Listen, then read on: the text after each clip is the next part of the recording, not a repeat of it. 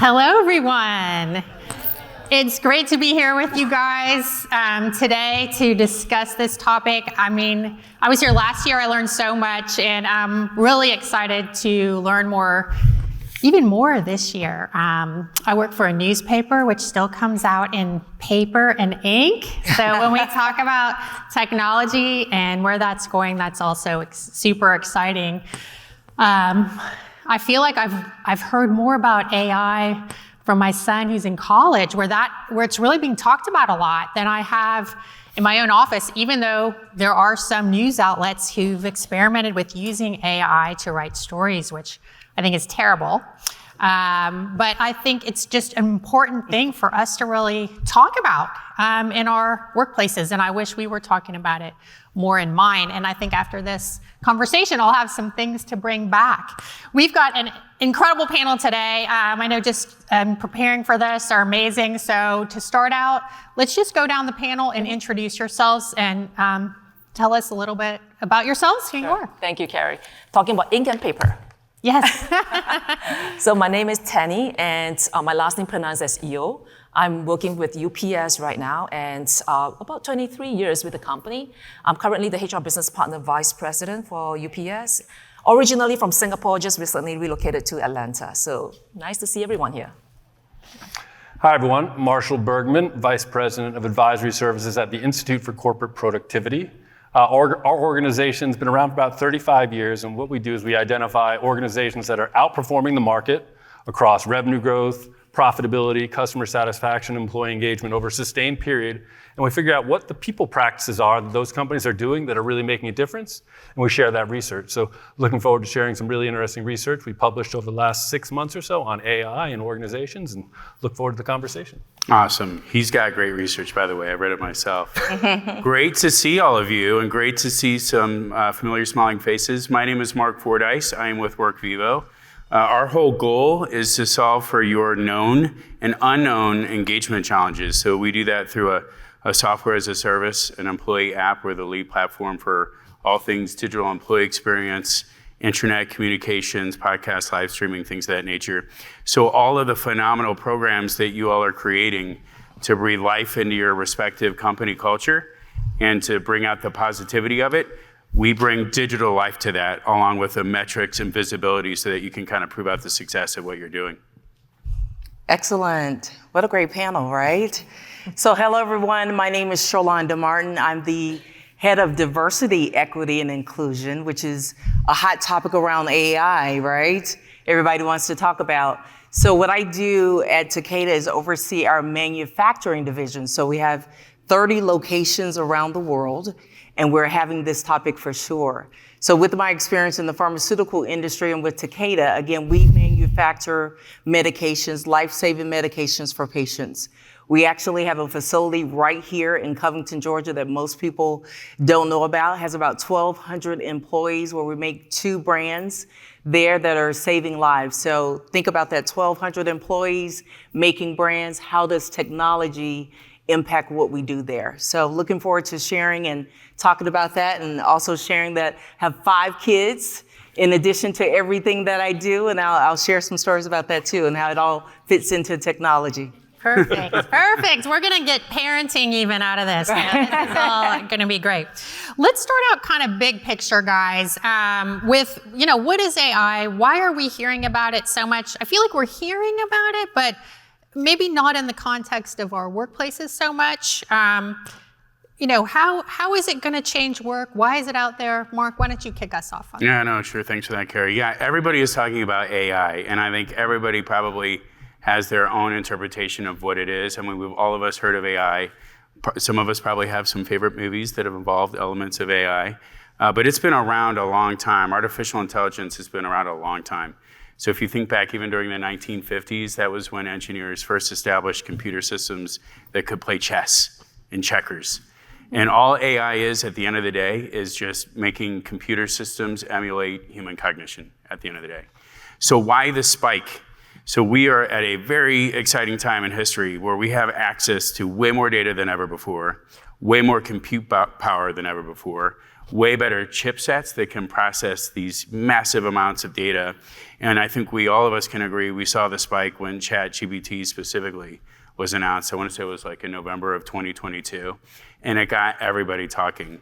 So when you think about AI, there are a couple of elements that I think come to mind.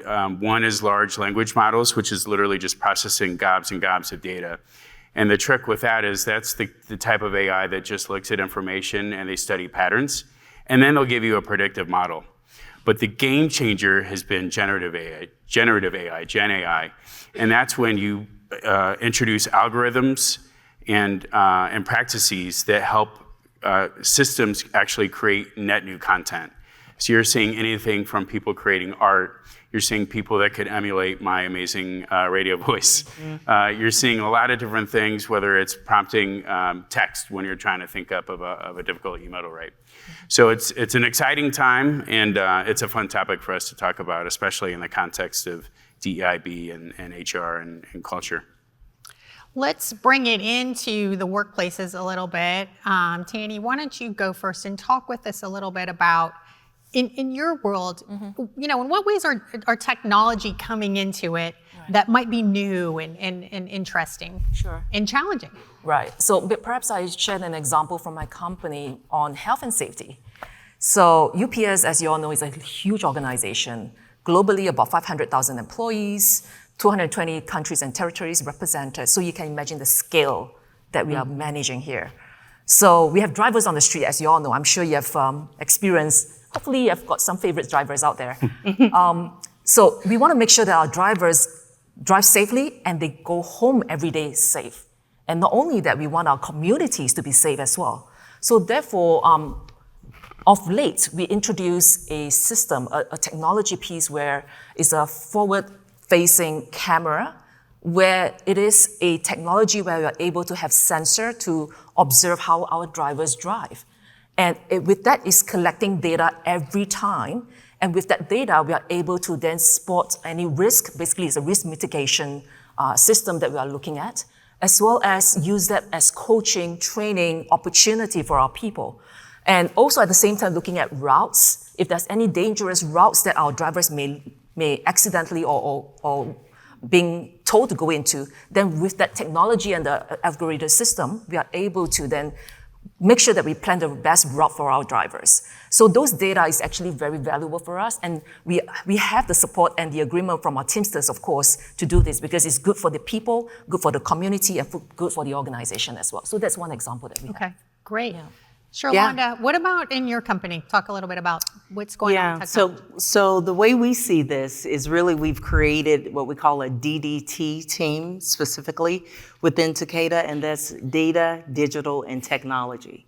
Because we want to make sure that technology is baked into everything that we do in an effort to not be left behind, as we've already started to talk about. So when you think about on the manufacturing side of the world, right, there are people that are on the shop floor that are doing roles that now we realize can be done by technology.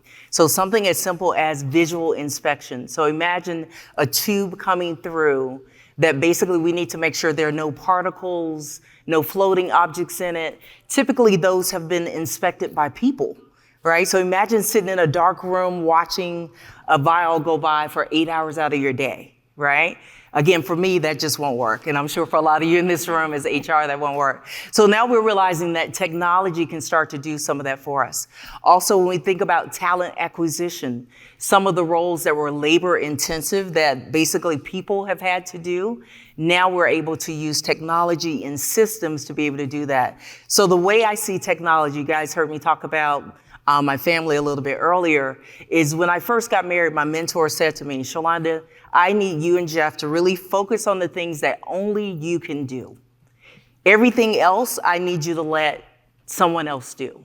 So that included cutting the grass, housekeeping items. So instead of us spending our Saturdays and Sundays doing the thing that someone else could do, we spent our time doing only the things that we could do.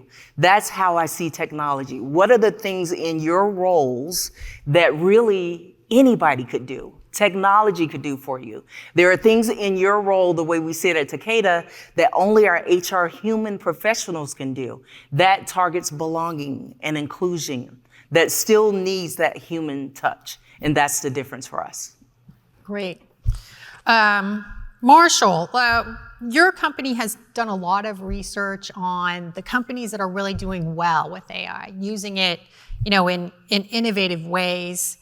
How do they pursue this and really get benefits? Because I think we're seeing a lot of people do a lot of different things, and I'm sure some of them are not successful. Some of them are the subjects of stories written by people like me who do investigations, right? Like that it doesn't always go well. It can be risky. So talk with us about who's getting the wins and what that looks like. Yeah, absolutely. So first of all, we did a survey back in about June this year. We surveyed over 1,500 leaders across organizations in 50 different companies and 50 different countries, representing about several hundred different companies. And we found some really interesting insights. Just one thing I will point out is that one of the key takeaways from that report is that if you're not trying to get involved in Gen AI right now, you are already behind. So organizations that are going to get advantage from this technology are trying and experimenting. Now, our research also shows some really good tips and sort of tricks that you can use as an organization to make sure that you take advantage of that. But let me share with you a couple of things. Our research identified there's really 3 groups of organizations out there right now in their approach to Gen AI. And we'll try to make this a little interactive because I'll share with you kind of the attributes of each of our different categories in our maturity model. And at the end, I'll ask you to maybe show of hands and say where you think your organization might be. And don't worry, we won't tell anyone. It's Vegas rules here, right? Okay. So in our maturity model, we have what we call the AI laggards. And so AI laggards are organizations where leaders are not communicating usage or guidance of Gen AI. So think about that. Leaders are not even really talking about it. And what does that tell your employees, your people? They're like, well, should I experiment? Am I going to get in trouble if I use ChatGPT? And that's going to squelch innovation and opportunity. Number 2, there's no formal usage policy. This is a really important part that HR needs to be involved in. As you talked about, we need to make sure that we're not only using Gen AI to benefit the business, but we're also using it in a secure, safe way where we're not giving up data to these public language models, and we don't know what's going to happen with that. Third, there's few safeguards in place to protect that sensitive data. So those are your AI laggards. Some of you may be thinking, that sounds a little bit like me, but maybe you're doing a little bit better. So let's talk about the middle of the pack, which are the AI inquirers. These folks, they have leaders actually researching, but are largely in a wait-and-see mode. So you remember the concept of the fast followers? They're out there, they're looking at it, but they're not really trying and experimenting. Employees don't have policies on how to use it, and the messaging to employees is mostly, don't use Gen AI unless we say you can use it. Mm-hmm. So that's sort of your middle tier. And then the last tier, the AI innovators, and these are the organizations that are already seeing advantages in productivity, efficiency, error reduction, all the sorts of things that we're hearing from the folks who are using it. They have leaders that are effectively communicating their support of AI usage in their organization. This is a big leadership challenge. Leaders need to step up, make messaging around how Gen AI is going to be used and how it's going to be part of the business strategy. They also put formal usage parameters in place. Think about that freedom within a framework. People like to innovate, but they want to know that they're doing it in a safe way where they're not going to get in trouble. We don't want your drug developers just having Gen AI create new drug molecules, but we do want them to start to think about ways they might improve the testing process or something like that. And last but not least, the HR organization put policies in place. So let's do that quick survey now. How many of you see your organization sort of as the AI laggards? Show of hands here. All right, so it looks like that group. How about the folks, the AI inquirers, that sort of middle target group there? And then how about on the AI innovators? Some as well. So it's really interesting. It looks like it was about a third. That's actually what our data showed as well. So you're all in good company, and there's lots of people here you can learn from and lots of ideas you can share from. And if you want a little bit more data on this, just come back. We can share this report with you as well. So that's what we found. And I'd say in terms of benefits, what we're seeing right now is really around ideas like productivity, efficiency. I'll give you an example. We have one client that shared a program that they put together where they used a Gen AI language model to answer benefit questions. So, if you want to figure out how many PTO days you have to remember what that website is that HR sent you a while back, click on some things, get some PTO balances. Now they've just got a chat model, which allows them to say, hey, how many days off do I have? It tells them right away. So that means they're able to solve about 80% of their inquiries around benefits without someone talking to a human being. And so imagine, like to your point, how can those really smart HR people now be focused on doing things that are actually going to move the organization forward as opposed to just answering questions that a model could answer? Mark, you're touching a lot of different companies, Yeah. a lot of different people. Anything to add to kind of that? Yeah, no, I mean, I love that model, and that's what I found as well, engaging companies throughout the Southeast and really globally for that matter. I participate in a local organization, the Technology Association of Georgia, and it's been great to interface with CIOs. And all of the CIOs locally match verbatim that exact same model. And what you hear from a lot of folks is, hey, you know what, obviously this is exciting. We have mass amounts of focus here, but we're proceeding with caution. And one of the many things I love what Marshall said is you've got to really focus on communications. And many of you may have counterparts that lead internal communications, but it's got to be wash, rinse, repeat. It's got to be often so that people really frankly know the do's and don'ts and what a company policy is. And then to your credit, hopefully you've got programs that are just helping you accelerate your go-to-market strategy. And CIOs are really measured on two things. They're measured on financials and they're measured on innovating. And so if you're not on top of AI, like he's saying, you're not gonna do the same amount of work twice as fast. You're not gonna have maybe double the output of what it is that your company does. So it's super critical to dig in and work closely with your communications counterparts, communicate do's and don'ts, and really try to take advantage of the best of what AI has to provide today. Okay, since we're HR, I think it's good for us to talk next about hiring. Because I think I've heard about that, like, AI reading resumes and things like that. I'm like, oh my God. But I know that's like, you guys are all probably doing that to some degree. It's being used in hiring, recruiting, and maybe can be used in inclusion and diversity. Sherlonda, talk with us about this. What is going on in hiring? What are the pros, cons, risks? Yeah. And everybody feel free to jump in after this, because I think this is a really important topic for us to talk about. Yeah, so I think this is one of those topics, right, that there's good and bad, right? And we'll talk about later about the inherent biases that already exist, that unconscious bias piece that technology does not alleviate. And we'll talk about that. But where I think we can really leverage this is what I talked about earlier.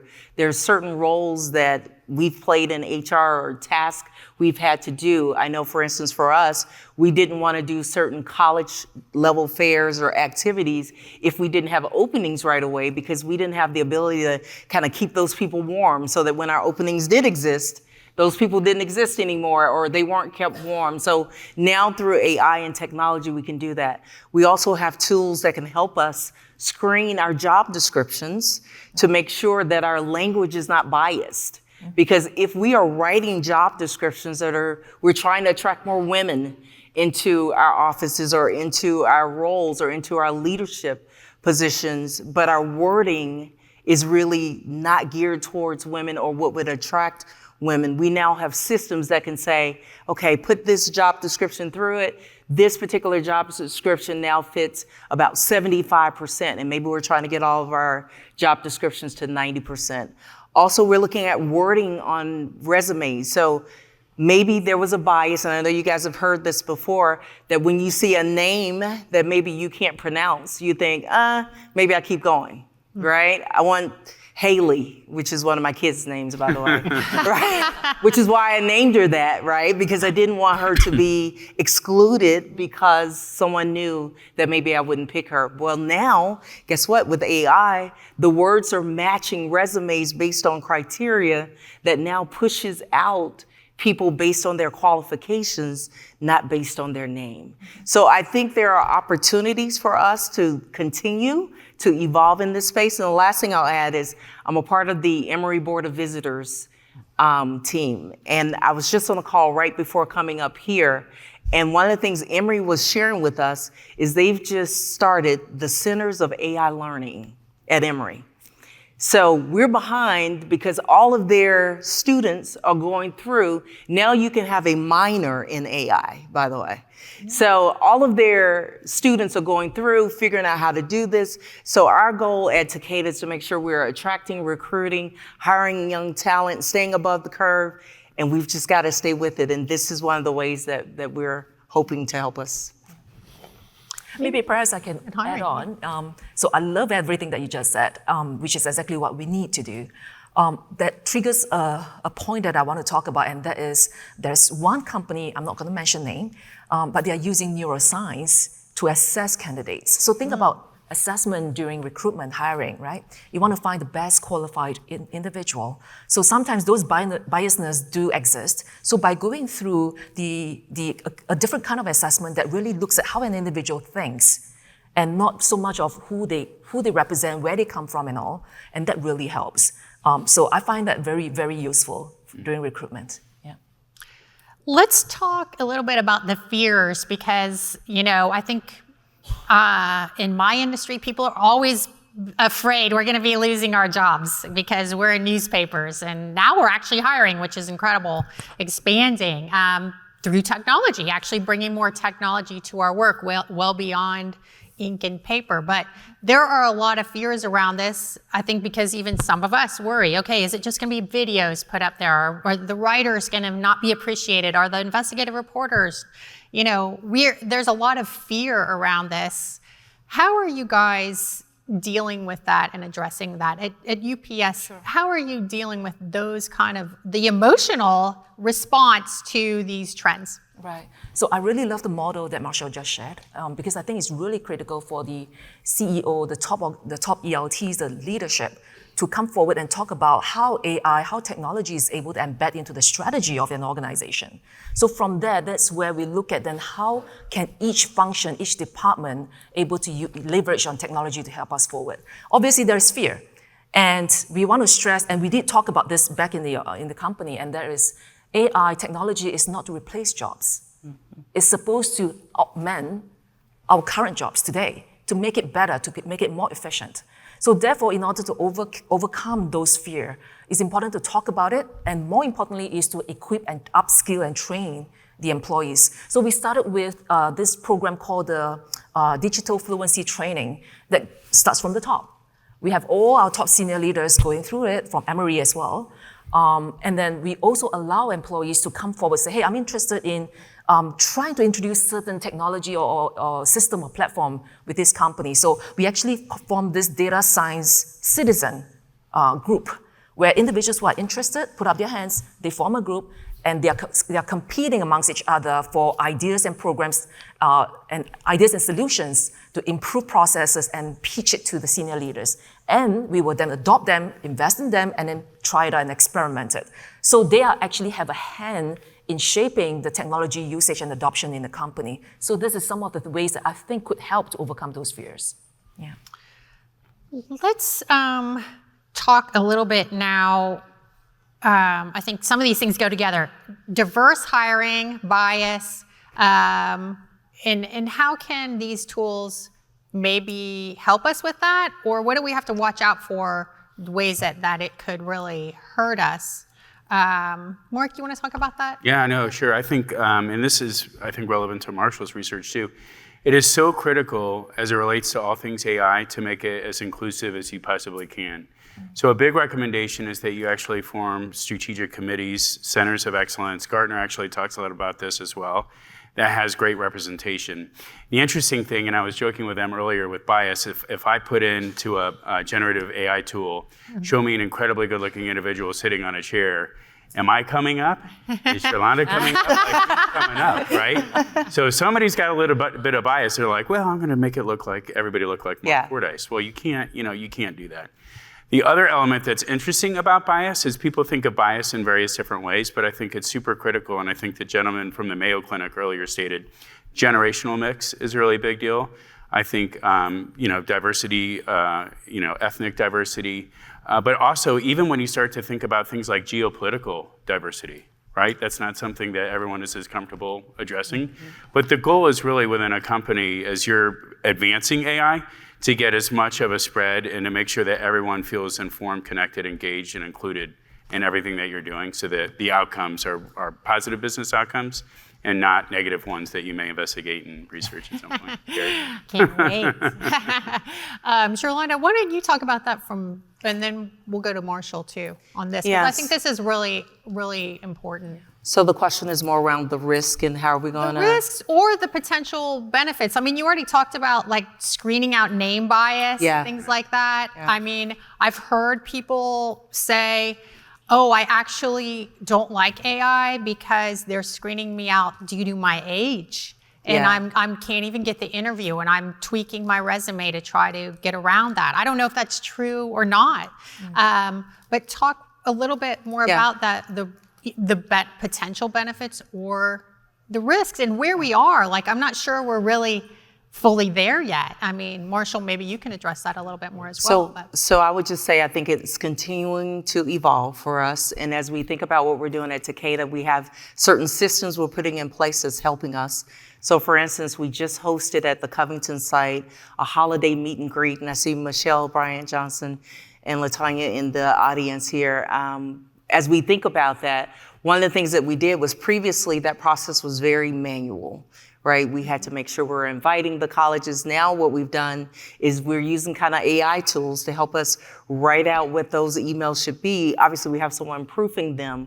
We have the system is now sending reminders.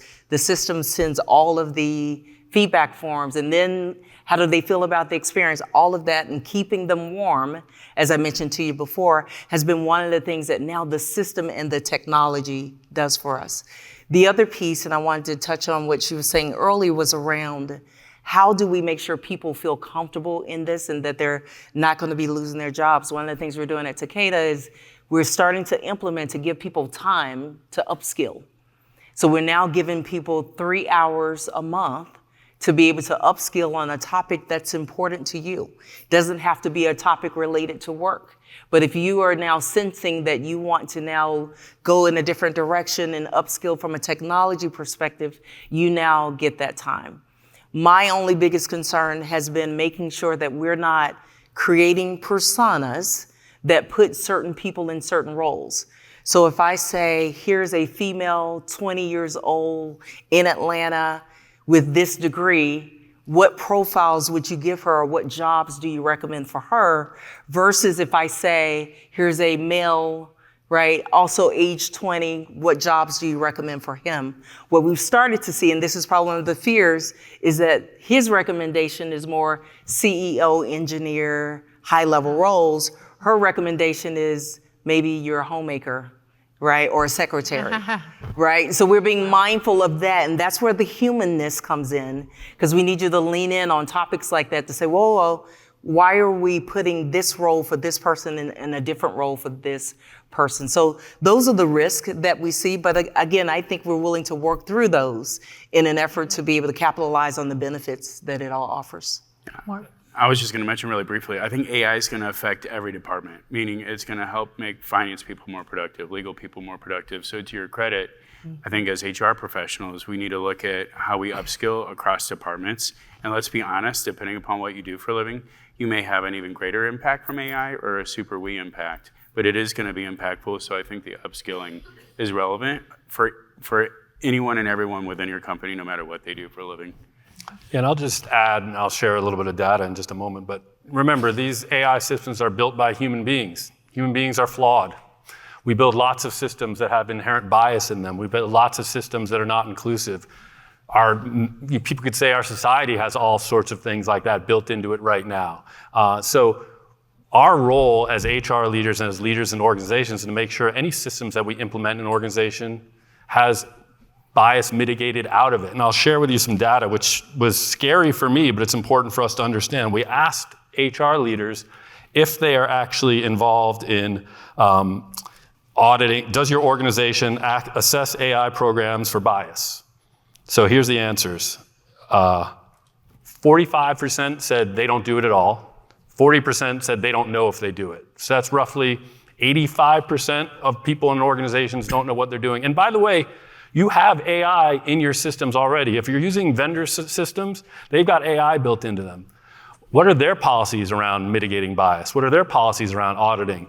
This is an important responsibility. So if we want to build fair and equitable workplaces, and I know that everyone in this room believes in that, then this is a technology that we need to make sure is fair and equitable, just like any other system we might put in our organization. And that's incumbent on us to all figure out how to do that right now.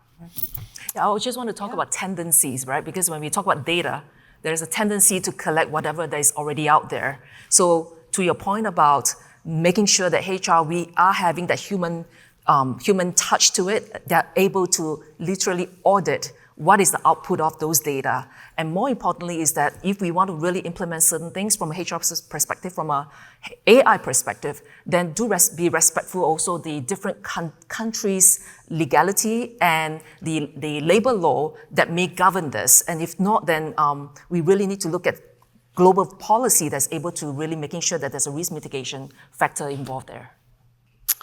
You know, some of this brings to mind the issue of, well, upskilling was a new word for me this week. I think it's not a new word for you guys, but I have a son who's in college, and part of the college tour at one place was the liberal arts dean saying, you know, people have poo-pooed liberal arts as not a good way to get a job. But in the future, because we're teaching you guys critical thinking, you're going to be very much in demand as employees. That, you know, and that's in part because jobs are changing so quickly. Like all jobs are kind of in flux. I don't know how true that is, but it seems to be from everything I read that is changing. And you know, we talk about upskilling, which is, you know, basically training and AI playing a part of that. But do you also see maybe the kind of hiring you're going to do may change? Because as Sherlonda said, we're trying to get rid of the things that the computers can do. And so maybe we need a different kind of person, and there might be ways to really look for that and also have systems for training. I don't know, just throwing that out there for anybody who might be able to address that issue. And as you guys as HR professionals in your job descriptions, maybe tweaking who you're looking for, a different kind of person, if computers can handle some of these things or if our jobs change a lot. Maybe I'll just comment on the AR, right? AR is out there, I mean, it's not new, we get it. But I thought that using AI to recruit, to train, is one possibility of removing certain biasness that we have been talking about, isn't it? And at the same time, it is machine that is evaluating and able to let an individual to demonstrate, especially if it's a skills-based job that we are searching for. So that's what I think. Yeah. And I would just add, I think there's, as HR professionals, I know you agree with me, there's so much that goes undone that you'd rather be doing. Right? So I want you to think about now focusing on, instead of cutting the grass and cleaning the house, I'm hanging out with the kids and we're doing activities. So I think this now, I don't know that it necessarily changes our skills per se. I think it now allows our professionals to focus on the things that I think can make the biggest impact, which is belonging and inclusion and that face-to-face interactions, instead of being somewhere doing other things that, again, as I mentioned before, that someone else could do. Yeah, and the one thing I would add, you know, that book, you know, Who Moved My Cheese? Well, the cheese went from like 5 miles an hour to like 1,000. You know what I mean? Yes. And so many companies are really good about doing career rotations, and I think you need to, all of us, amplify interest in that. Meaning, if part of AI may help automate, you know, performance management, seeking out your high potentials, but when someone comes up to a leader and says, "I'm really interested in pivoting," you got to dial that up now more than ever. You know what I mean? And I think when you do rotations with AI, it's that old saying for chief information security officers: trust but verify. This is a great algorithm, but I'm going to go and make sure that I'm not excluding people with different names, you know? And so you just need to make sure that you're kind of aware of those things. But now more than ever, I think you, in the spirit of upskilling, really investigate career rotations. And when people have an interest in doing it, you've got to feed their appetite to do that in order to retain top talent these days.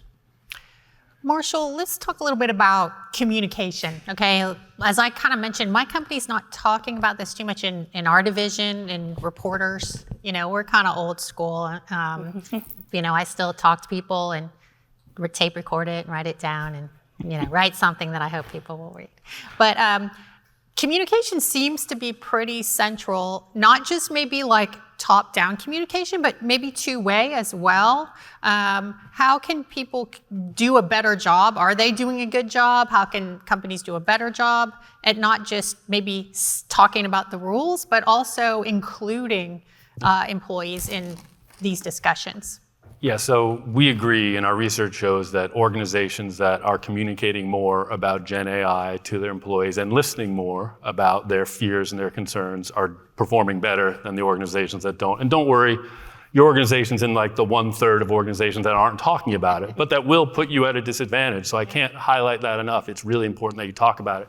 And the way that leaders talk about it is going to be really important as well. So there's been a lot of talk about the success of Microsoft and Satya Nadella as he's turned his company around. People might be familiar with his leveraging the work of Carol Dweck and growth mindset. But for those who aren't aware, what growth mindset basically tells you is when things change, see it as an opportunity, not a threat. And so as leaders of human capital, as HR leaders, we have an opportunity to transform our culture. And those company cultures that see change as an opportunity, not a threat, that encourage experimentation, that allow people to try things and fail and not get fired for it, are the companies that are going to do better. So from one aspect, it's communicating, and from the other aspect, it's leaders communicating that, hey, we don't know all the answers yet, but that's okay. And that's the kind of communication that needs to happen. The second piece of communication is that HR needs to be involved at a strategic level in these discussions. What our research shows is that organizations where HR has a seat at the table around discussions about strategic use of AI, those companies outperform others. Now, it's hard for us to get a seat at the table because people don't immediately think that HR are experts in Gen AI. In fact, probably wouldn't be shocking anyone by saying that HR has not always been the fastest to adopt new technologies in their organizations. We've gotten a lot better over the last 10 years, but that was really not what we are known for. So if you can get your organizations, your HR organizations, start experimenting with Gen AI right now, whatever ways that we're talking about, that's going to get you a lot more credibility amongst the senior leadership of your organization. Number two, you need to be helping your leaders communicate, show them how to communicate that stuff, and getting HR involved in these actual decision makings around how we're going to communicate and talk about our use of Gen AI in organizations are really important. So HR's role is really twofold. Number one, make sure that the leadership is communicating in ways that don't cause lots of threat, but cause lots of excitement about this, and then listening to where the concerns are and addressing those. And then number two, make sure that you have a seat at the strategic table by showing that you're using this technology as well. Those are really two key findings that we found have led to higher performing organizations who are adopting Gen AI right now. Anybody else on communication?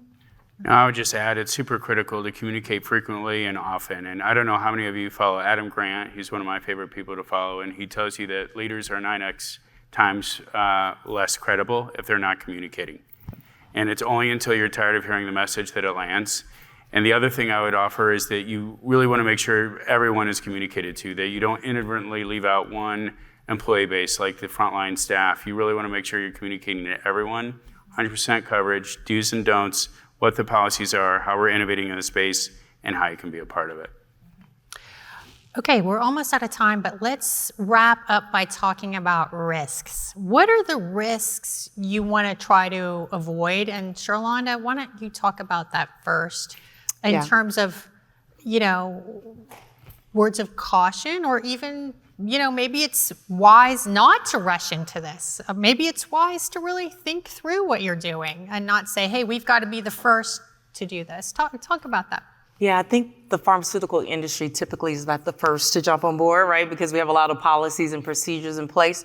But what I would say is I think it's important that we do get on board with this one quickly. And I think Marshall will agree with this in the sense of, as you heard me say earlier, we've created a whole team that this is all that they do. They're baking it into everything that we do. The risk that I see is if we just think technology knows best and we go to the table and we don't question our own bias, or we don't question the bias that comes from the system. So hopefully we can be mindful of that, and we're being conscious about that anyway. But I think that will be the risk that I see, is that we think technology knows everything and we're good. Let's go, Yeah, no. let's go down the panel real fast. Yeah, I think no this is something for everybody, real quick. Yeah, no, I think you're hearing from folks like Sam Altman. I mean, you're seeing people on Capitol Hill talk about the risks of AI. Obviously, there are bad actors. There are things that can happen. I think the biggest thing in the context of business is that you're very, very mindful and careful of what information you're releasing into the public stratosphere versus making sure that your companies are taking AI, generative AI, and they're able to develop on platforms that keep things protected. I think that's probably one of the biggest risks. Yeah, I'll just throw out, if you're in HR and you're behind the rest of your organization in Gen AI, that's a big risk. You want to stay at pace with them and you want to find ways to use it. Every part of your HR organization will be transformed in the next 5 years, I guarantee it. So you might as well get started now and have some fun with it too. Tanie. I would say similarly, the risk of individuals not knowing what's coming and therefore the risk of not even being able to be a good HR individual.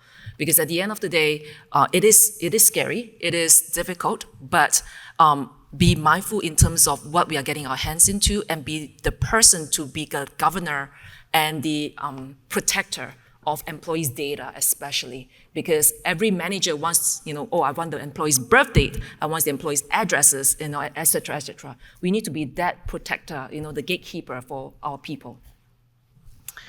We're out of time, and we could have talked another 40 minutes easily on this topic. I think it's something you guys are all going to be talking about a lot back at your own companies. I loved our panel, so thank you so much, you guys. You. And thank you. Great job, Carrie. Thank you.